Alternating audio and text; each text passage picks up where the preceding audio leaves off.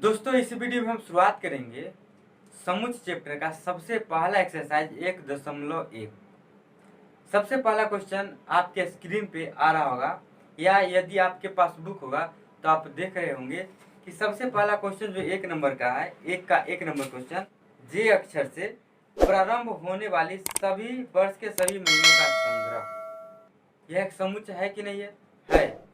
क्योंकि वर्ष में कौन कौन से महीना जैसे आते हैं उनको तो हम बता ही सकते हैं। इनफाइनाइट तो नहीं है कि हम कुछ और बताएंगे, दूसरा और कुछ बताएगा और तीसरा कुछ और बताएगा। नहीं, सभी आदमी का जवाब एक ही होगा। क्या होगा? किसी से भी पूछेंगे तो जे से स्टार्ट कौन कौन सा महीना आता है? जनवरी। जनवरी के बाद जून लिख देते हैं, फिर जुलाई होता है। तो इसका एक लिमिट है और सबके दिमाग में एक ही बात आएगा। ठीक है, तो इस पर हम क्या बोलेंगे? समुच्चय बोलेंगे। आगे लिखा गया है भारत के 10 सबसे अधिक प्रतिभाशाली लेखकों का संग्रह। आप बताइए, भारत में आप किस राइटर को, किस लेखक को आप सबसे ज्यादा प्रतिभाशाली लेखक बना सकते हैं? किसको? 10 राइटर का नाम बोलिए जिसको आप बहुत प्रतिभाशाली मानते होंगे। आप कुछ और 10 का नाम बोलेंगे, दूसरा व्यक्ति के बारे में पास जाएंगे और पूछेंगे आप बताइए 10 प्रतिभाशाली इंडियन लेखक का नाम, राइटर का नाम, तो वो उनका कुछ और आंसर होगा कि नहीं होगा? सभी आदमी का आंसर अलग अलग निकलेगा। तो हम किस लेखक को, इसका कहने का यह मतलब है कि हम कौन से लेखक को हम अधिक प्रभावशाली बोल सकते हैं। इसका कोई लिमिट है? इसका कोई मापदंड है कि कितना तक लेखक पढ़े होंगे या कितना बुक लिखे होंगे तो ये अधिक प्रभावशाली होंगे? तो इसका कोई मापदंड नहीं है, इसका कोई रूल नहीं है। तो यह जो होगा ये एक समुच्चय नहीं होगा। आप समझ गए होंगे कि यह समुच्चय क्यों नहीं होगा। आगे लिखा हुआ है कि विश्व के सर्वश्रेष्ठ 11 बल्लेबाजों का संग्रह। अब आप बताइए, आपसे हम पूछे कि आप बताइए कि विश्व के सर्वश्रेष्ठ 11 बल्लेबाज का नाम बताइए। आप बता देंगे 11। फिर हम अगला आदमी से पूछेंगे, वह कुछ और बताएगा, क्योंकि उसकी नज़र में जो होगा वही तो होगा। इसकी कोई गारंटी नहीं है, इसकी कोई रूटीन, इसका कोई सूत्र नहीं है कि हम इस प्रकार के बल्लेबाज को हम क्या बोल सकते हैं? सर्वश्रेष्ठ बल्लेबाज बोल सकते हैं। तो यह एक समुच्चय नहीं होगा। नेक्स्ट क्वेश्चन है, आपकी कक्षा के सभी बालकों का संग्रह। आप जिस वर्ग में पढ़ते हो उनमें सभी बालकों का संग्रह संभव है? बिल्कुल संभव है। कोई कक्षा में स्टूडेंट की संख्या लिमिट होगी, उसमें बालक भी लिमिट होगा, बालक हम गिन भी सकते हैं, नहीं गिन सकते हैं। तो इसका जो संग्रह होगा क्या होगा? समुच्चय होगा। आगे लिखा हुआ है 100 से कम सभी प्राकृतिक संख्याओं का संग्रह। यह भी लिमिट में और इसे भी हम लिख सकते हैं और सभी आदमी का आंसर सेम ही आएगा। तो यह भी एक क्या है? समुच्चय है। आगे लिखा गया है लेखक प्रेमचंद्र द्वारा लिखित उपन्यासों का संग्रह। अब लेखक प्रेमचंद्र द्वारा सभी उपन्यास को हम बता सकते हैं कि कौन कौन से उपन्यास लिखे थे। सभी उपन्यास के बारे में बोल रहे हैं तो सबका आंसर क्या होगा? सेम होगा। अगर सारा उपन्यास सभी आदमी जानते हैं तो सभी आदमी सेम आंसर ही देंगे ना, जो उन्होंने लिखा है, और दूसरा तो आंसर नहीं देंगे जो नहीं लिखे हैं। तो यह क्या समुच्चय है। अगला क्वेश्चन है सभी समपूर्णांकों का संग्रह। आप बताइए समपूर्णांक, सबका आंसर क्या होगा? सेम होगा। कैसे? जैसे मैंने समपूर्णांक की बात किया या क्वेश्चन से, तो आपको दिमाग में आया होगा पूर्णांक तो लिखेंगे लेकिन सम होना चाहिए। तो सम क्या होगा? 2 होगा, 4 होगा, 6 होगा, 2 लिख सकते हैं, 4 लिख सकते हैं, 6 लिख सकते हैं, डॉट डॉट डॉट, और इधर -2 लिख सकते हैं, -4 लिख सकते हैं, -6 लिख सकते हैं, डॉट डॉट डॉट। तो क्या इसका संग्रह हुआ कि नहीं हुआ? हुआ। तो यह एक समुच्चय है। आगे लिखा गया है इस अध्याय में आने वाले प्रश्नों का संग्रह। अब इस जो अध्याय पढ़ रहे हैं सेट, इस अध्याय में आने वाले सभी प्रश्न को हम एक जगह कर सकते हैं? बिल्कुल कर सकते हैं। तो यह एक समुच्चय है। और लास्ट क्वेश्चन है विश्व में सबसे अधिक खतरनाक जानवरों का संग्रह। आप बताइए किस जानवर को आप खतरनाक बोल सकते हैं? इसका कोई सूत्र है? इसका कोई प्रॉपर्टी है कि नहीं इस प्रकार के जानवर को हम डेंजरियस, खतरनाक बोल सकते हैं? जिसका कोई प्रॉपर्टी नहीं है, इसीलिए यह एक समुच्चय नहीं बनेगा। राइट। यदि आप मान लीजिए सपोज कि आप बोलेंगे गाय इस समूह में नहीं आएंगे, लेकिन कोई कहे नहीं मेरा तो गाय बहुत ज़्यादा खतरनाक है, किसी को भी मार देता है, तो क्या कोई बोलेगा कि इसमें आ सकता है, कोई बोलेगा इसमें नहीं आ सकता है, तो यह समूह नहीं बनेगा। तो ऐसा को इस तरह के क्वेश्चन को हम समूह में नहीं रखेंगे। आप समझ गए होंगे किस प्रकार के समूह को हम समूह बोल सकते हैं और समूह नहीं बोल सकते हैं। अब चलते हैं क्वेश्चन नंबर 2 पे। क्वेश्चन नंबर 2 में लिखा गया है कि मान लीजिए कि ए बराबर ए सेट है, ए समूह है किसका, 1 2 3 4 5 6 का, तो रिक्त स्थानों में उपयुक्त प्रत्येक बिलोंग्स टू अथवा नॉट बिलोंग्स टू भरिए। यदि आपने मेरा बेसिक वीडियो देखा होगा तो आप जरूर समझ गए होंगे कि किस में बिलोंग्स टू भरना चाहिए और किस में नॉट बिलोंग्स टू भरना चाहिए। चलिए देखते हैं बना के। एक में दिया गया है 5 बिलोंग्स टू ए या नॉट बिलोंग्स टू ए। तो देखिए ए में 5 है, ए सेट में 5 है लिखा हुआ, हाँ लिखा हुआ है, तो 5 क्या होगा, बिलोंग्स टू ए। आगे लिखा हुआ 8 बिलोंग्स टू ए होगा, नहीं, ए जो समुच्चय दिया गया है उसमें कहीं 8 है, नहीं है, नहीं है, तो क्या लिखेंगे, ए नॉट बिलोंग्स टू ए। अब देखिए 0 बिलोंग्स टू ए, 0 कहीं सेट में लिखा गया है, नहीं ना लिखा गया, तो 0 not belongs to A. Next लिखा गया 4 ए, क्या 4 बिलोंग्स टू ए है, ए का कोई अवयव 4 है, तो हाँ है, तो 4 बिलोंग्स टू ए। ई नहीं लिखते हैं, इसको बिलोंग्स टू बोलते हैं। आगे लिखा हुआ 2 बिलोंग्स टू ए, तो यस 2 बिलोंग्स टू ए, तो लिखिए 2 बिलोंग्स टू ए। नेक्स्ट है 10 बिलोंग्स टू ए, क्या यह इस समूह में 10 है, नहीं है, तो 10 नॉट बिलोंग्स टू ए, तो इसमें हम 10 नॉट बिलोंग्स टू ए लिखेंगे, राइट।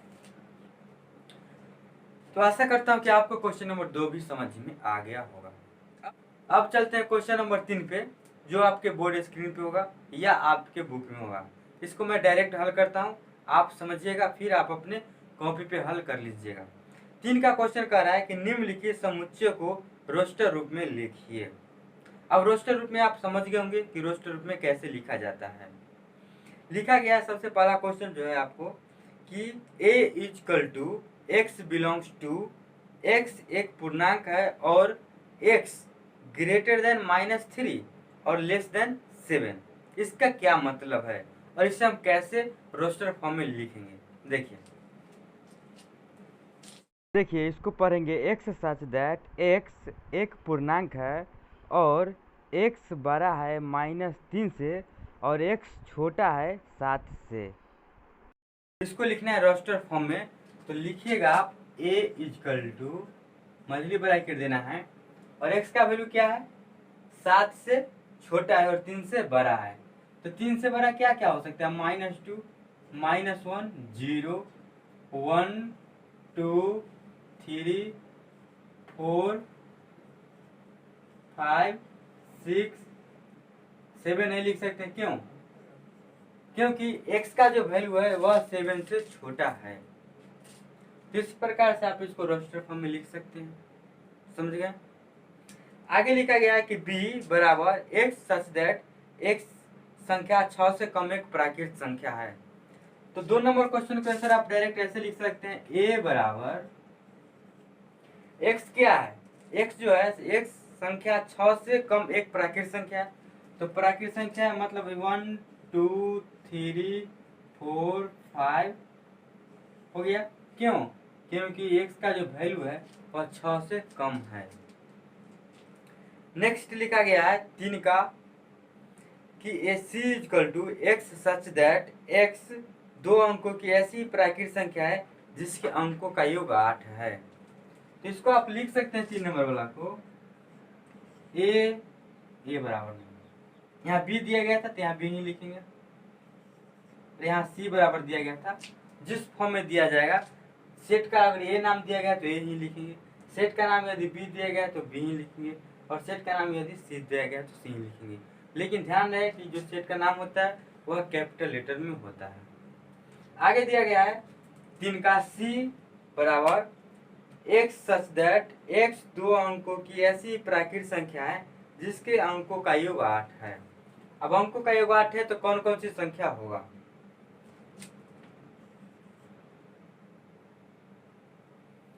दो अंकों की ऐसी संख्या बताइए जिसका अंकों का योग 8 होगा।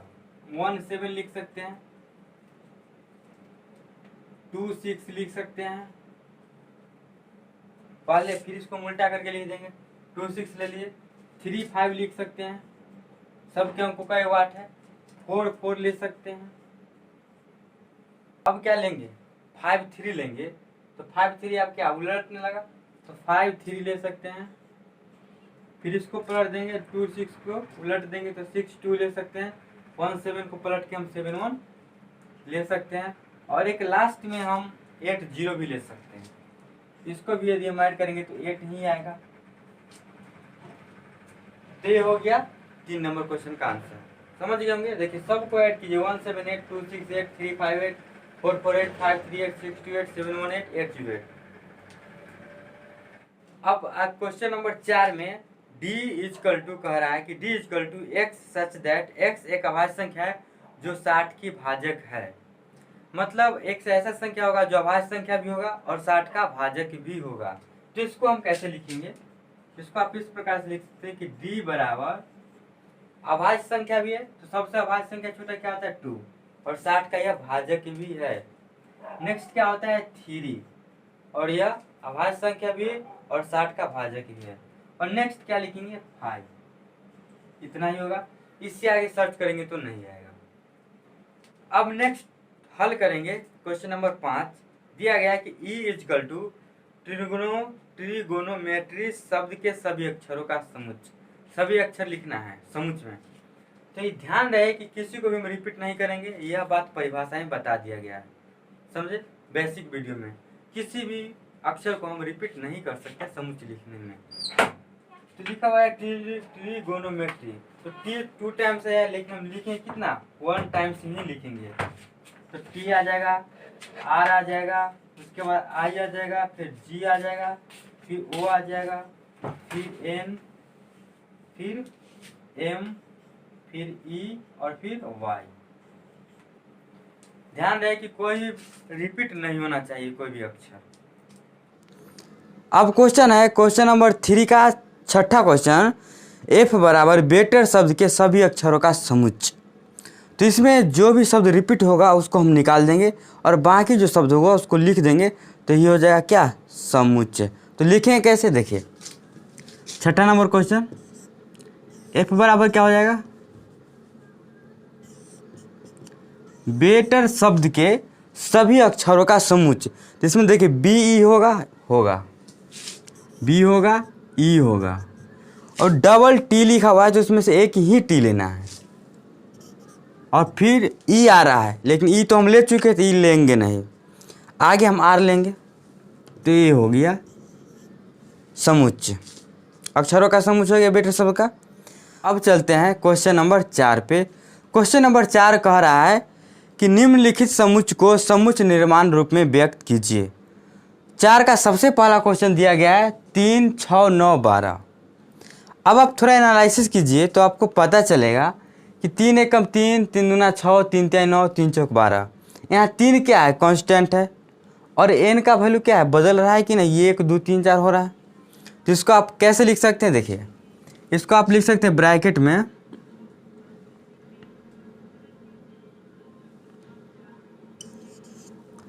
x, इसको आप x y z कुछ भी मान सकते हैं, x such that x equal to 3n। अब n का वैल्यू क्या होगा उसको भी लिखना पड़ेगा, तो कॉमा लेंगे और यहाँ n लिखेंगे, और n का वैल्यू छोटा और बराबर होगा किसके 4 से, और बड़ा और बराबर होगा किसका 1 का। लिख सकते हैं कि नहीं, n का जो वैल्यू होगा n का जो वैल्यू होगा वह बराबर और छोटा होगा किससे 4 से, और बड़ा और बराबर होगा किससे 1 से। तो इसी को आप समुच्चय निर्माण रूप में ऐसे लिख सकते हैं। बढ़ते हैं अगले क्वेश्चन की तरफ। अगला क्वेश्चन क्या है? अगला क्वेश्चन लिखा गया है क्वेश्चन नंबर 2। ब्रैकेट में 2 4 8 16 32। इसको आप थोड़ा एनालिसिस कीजिएगा तो पता चलेगा 2 के पावर 1, 2 के पावर 2, 2 के पावर 3, 2 के पावर 4, 2 के पावर 5 है कि नहीं है। तो इसको आप कैसे लिख सकते हैं, देखिए ब्रैकेट दीजिएगा, लिखिएगा x such that x is equal to, सब में 2 का पावर है कि नहीं है, 8 को आप 2 के पावर 3 लिख सकते थे। तो x इज इक्वल टू 2 के पावर क्या n, n क्या होगा लिखेंगे, n जो होगा वह बराबर बड़ा यहाँ लिख सकते हैं छोटा या बराबर होगा किससे, 2 के पावर 5 से। और बराबर किसके होगा, बड़ा होगा 2 से और बराबर भी होगा 2 से। बड़ा और बराबर होगा किससे, 2 से। समझ में आया। देखिए इसको आप एनालिसिस कीजिए तो 2 के पावर क्या है, 1 है कि नहीं है। इसको हम लिख सकते हैं 2 के पावर 1, इसको लिख सकते हैं 2 के पावर 2, इसको लिख सकते हैं 2 के पावर 3, इसको लिख सकते हैं 2 के पावर 4 और इसको लिख सकते हैं 2 के पावर 5। लिख सकते हैं कि नहीं। अब यहाँ देखिए 2 कॉमन है, लेकिन इसका जो पावर है वह क्या है, बदल रहा है। किस में, नेचुरल नंबर में। तो आप यहाँ लिखिएगा x such that x is equal to 2 के पावर n, मतलब 2 के पावर कुछ होगा, n होगा। n का वैल्यू क्या है कि वह छोटा होगा और बराबर होगा किसका, 5 का। 5 से छोटा चाहिए और 5 के बराबर चाहिए, मतलब 5 भी चाहिए। और n का वैल्यू बड़ा होगा और बराबर होगा किससे, 2 से। 2 से बड़ा भी होगा और 2 के बराबर भी होगा। तो इसको आप ऐसे लिखेंगे। अब चलते हैं क्वेश्चन नंबर 3 पे। तत्काल मैं इस क्वेश्चन को मिटा दूं, आप स्क्रीनशॉट ले लीजिए ताकि आपको उतारने में बेहतर हो।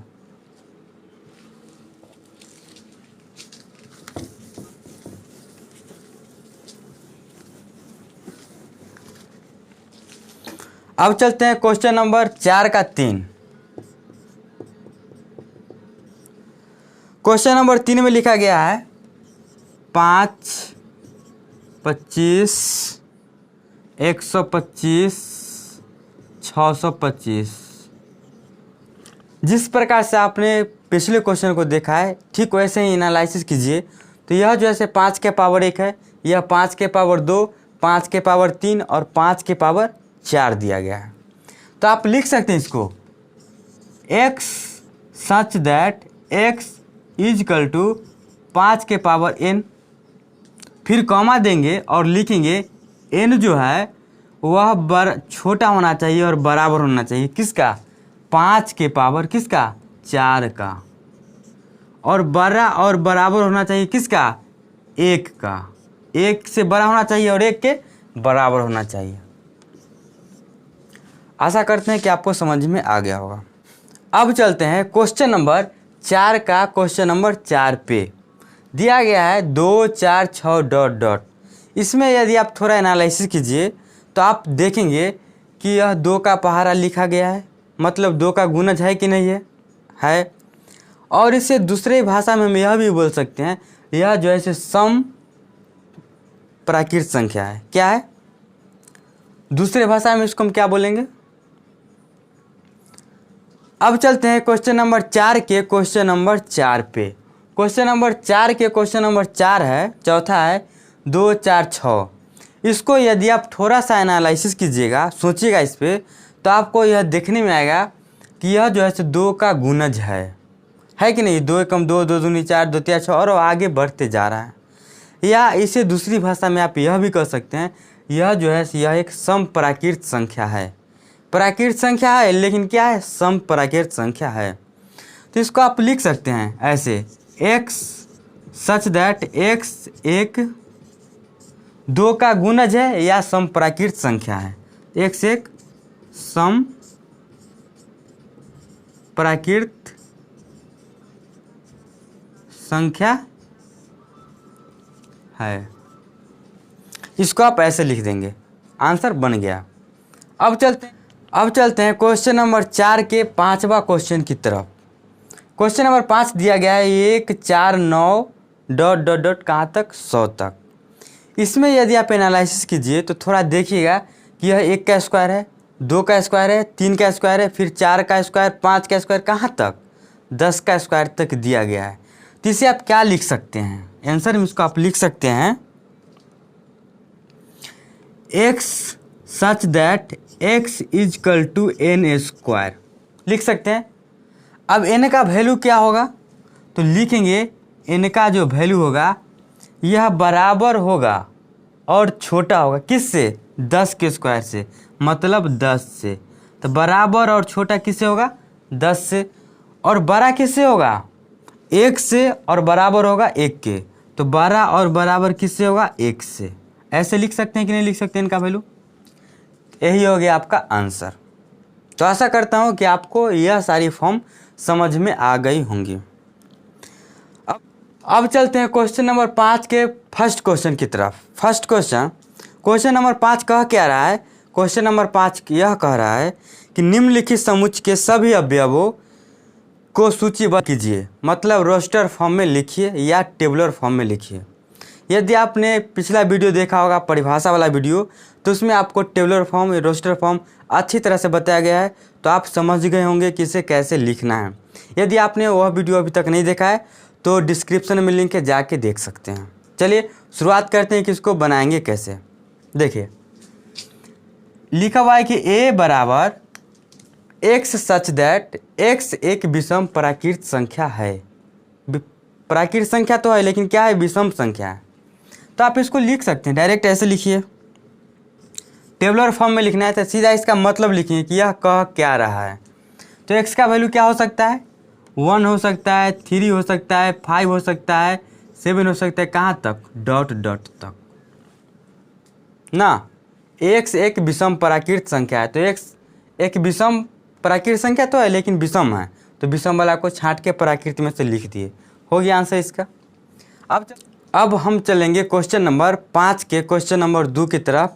क्वेश्चन नंबर 5 का 2 कह रहा है कि b बराबर x सच दैट x एक पूर्णांक है, और दिया गया कि x का वैल्यू बड़ा है किससे, -1/2 से, और x का वैल्यू छोटा है किससे, 9/2 से। तो यहाँ आप गौर कीजिए कि 9/2 को हम 4.5 लिख सकते हैं, बिल्कुल लिख सकते हैं, और -1/2 को आप -0.5 लिख सकते हैं, बिल्कुल लिख सकते हैं। तो इसको आप लिख सकते हैं आंसर कैसे, इसको रोस्टर फॉर्म में। x क्या है, एक पूर्णांक है, और पूर्णांक में आप जानते हो कि दशमलव वाला नहीं आता है, तो 0.5 से आगे क्या होगा, 0 होगा, बड़ा 0. x का वैल्यू बड़ा होगा किससे, 0.5 से, तो 0.5 से बड़ा क्या होगा, 0 होगा, फिर 1 होगा, फिर 2 होगा, प्लस में आना पड़ेगा, तो सबसे बड़ा होगा 0। 0.5 से बड़ा होगा क्या, 0, और छोटा x का वैल्यू होना चाहिए किससे, 4.5 से, और यह एक पूर्णांक होना चाहिए। तो 4.5 से नीचे आएंगे तो कौन सा पूर्णांक मिलेगा, 4 मिलेगा, तो यहाँ हो जाएगा 4, और इसके बीच में जो भी पूर्णांक आएगा सबको लिख देंगे, 0 1 2 3। यही हो गया इसका रोस्टर फॉर्म। तो आशा करता हूँ कि आपको यह समझ में आ गया होगा। अब चलते हैं क्वेश्चन नंबर 5 का क्वेश्चन नंबर 3।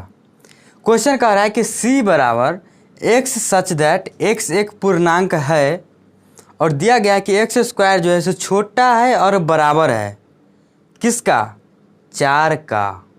समझे, मतलब x का आपको ऐसा वैल्यू लेना है जो छोटा होना चाहिए 4 का, और नहीं तो 4 से बराबर होना चाहिए। तो आप x का क्या क्या वैल्यू लेंगे जिसको स्क्वायर करने पे 4 के बराबर आएगा, नहीं तो 4 से छोटा आएगा। यदि आप -2 लेते हैं, इसका स्क्वायर करेंगे तो 4 के बराबर आएगा, तो सही है। लिमिट कह रहा है कि 4 के बराबर या 4 से छोटा होना चाहिए। आप -1 ले सकते हैं, इसका स्क्वायर करेंगे तो 4 से छोटा आ जाएगा, सही है। आप 0 ले सकते हैं, इसका स्क्वायर करेंगे तो 4 से छोटा आ जाएगा। आप 1 ले सकते हैं, 1 आ जाएगा, ले सकते हैं। 2 ले सकते हैं, ले सकते हैं। 2 का स्क्वायर जब करेंगे तो 4 के बराबर आना चाहिए, नहीं तो 4 से छोटा आना चाहिए। तो 4 के बराबर तो आ ही जाएगा ना, छोटा भी होना चाहिए या नहीं तो 4 के बराबर होना चाहिए। 3 नहीं ले सकते, क्यों, क्योंकि 3 का जब हम स्क्वायर करेंगे तो 9 आ जाएगा, जो कि 4 के बराबर भी नहीं है और 4 से छोटा भी नहीं है, बड़ा है 4 से, तो हम 3 नहीं ले सकते हैं। तो यही हो गया रोस्टर फॉर्म। बस इसको आपको एनालिसिस करना है और लिख देना है, इसका कहना क्या है, वही हो गया उसका रोस्टर फॉर्म था। 5 का क्वेश्चन नंबर 4 पे चलेंगे। लिखा गया है कि डी बराबर x such that x loyal शब्द का एक अक्षर है। इसको रोस्टर फॉर्म में लिखना है, तो कैसे लिखेंगे? देखिए, रोस्टर फॉर्म में जब भी लिखेंगे तो अक्षर रिपीट नहीं होना चाहिए। एल लिखेंगे, ओ लिखेंगे, वाई भी लिखेंगे, ए भी लिखेंगे, लेकिन एल जो है हम दोबारा नहीं लिखेंगे। क्यों? क्योंकि दोबारा रोस्टर फॉर्म में कोई भी अक्षर को नहीं लिखा जाता है। हो गया। अब देखेंगे क्वेश्चन नंबर 5 का क्वेश्चन नंबर 5। 5वां क्वेश्चन, ई बराबर दिया गया है एक्स सच दैट एक्स वर्ष का एक ऐसा महीना जिसमें 31 दिन नहीं होते हैं। तो आपको बताना है कि कौन कौन से महीना में 31 दिन नहीं होते हैं। तो किस किस महीना में नहीं होते हैं? फरवरी में नहीं होते हैं। उसके बाद किस महीने में? अब चलते हैं क्वेश्चन नंबर 5, इसको बारे में समझते हैं कि यह कहता क्या है। क्वेश्चन नंबर 5 का जो 5 है वह कह रहा है कि एक्स सच दैट एक्स वर्ष का एक ऐसा महीना जिसमें 31 दिन नहीं होते हैं। तो यहाँ वर्ष का वैसा महीना लिखना है जिसमें 31 दिन नहीं होते हैं, अर्थात 30 दिन भी हो सकते हैं, 28 दिन भी हो सकते हैं और 29 दिन भी हो सकते हैं। तो कौन कौन सा दिन है, कौन कौन सा महीना आ जाएगा? फरवरी आ जाएगा, अप्रैल आ जाएगा, सितंबर आ जाएगा और नवंबर आ जाएगा। यहाँ तक कंप्लीट हो गया होगा। अब अगला 6 नंबर क्वेश्चन में चलते हैं। एफ बराबर एक्स सच दैट एक्स अंग्रेजी वर्णमाला का एक व्यंजन है जो के से पहले आता है। तो आप क्या लिख सकते हैं?